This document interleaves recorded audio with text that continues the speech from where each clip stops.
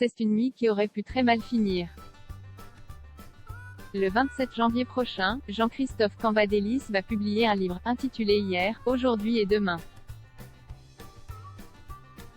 Un ouvrage dans lequel l'ancien député socialiste revient notamment sur un rendez-vous avec l'ancien président de la République François Hollande, le 11 janvier 2014.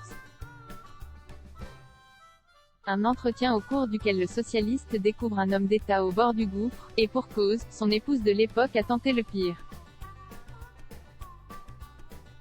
Ce vendredi 21 janvier, Le Point livre quelques extraits du livre, et les dessous de cette rencontre, au lendemain d'une nuit épouvantable au cours de laquelle sa compagne Valérie Trierwiller, désespérée d'apprendre son infortune par voie de presse People, a tenté d'avaler des médicaments, raconte Jean-Christophe Cambadélis, avant d'ajouter, la compagne du président de la République hospitalisée après un conflit conjugal dans les appartements même de l'Élysée, il y a de quoi être chamboulé ou, à tout le moins, remué. Malgré cette nuit glaçante, François Hollande n'oublie pas ses fonctions, le président me reçoit ce matin-là. Il n'a pas voulu annuler notre rendez-vous bien qu'il n'ait pas fermé l'œil de la nuit. Il lutte visiblement contre le sommeil. Cette rencontre est incroyable, se souvient Jean-Christophe Cambadélis.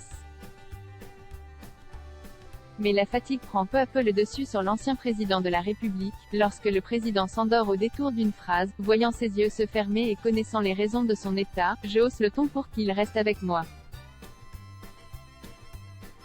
Néanmoins, il est là, sachant qu'un président ne s'appartient pas et ne doit rien céder aux apparences. Il revient dans la conversation avec pertinence et quelques absences, relate-t-il.